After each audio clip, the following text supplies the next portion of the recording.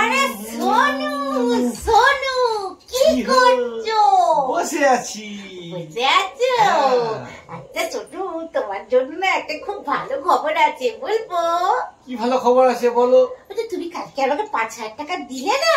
তুমি তো সবসময় বলো আমি নাকি খরচা করে ফেলি, তাই তুমি সেই কালকে 5,000 টাকা দিলে না?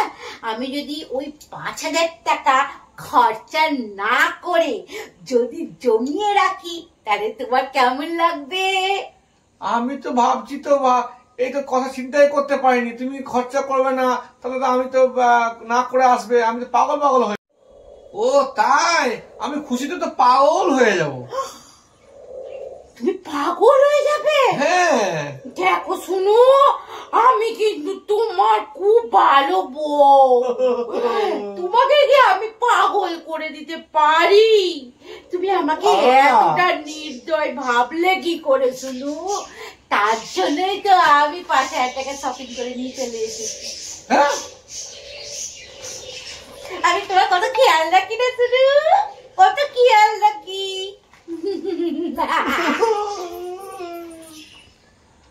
না দেখছো কিভাবে আমার পকেটটা চুনা লাগিয়ে দিল? বললাম একটা করতে করে বসে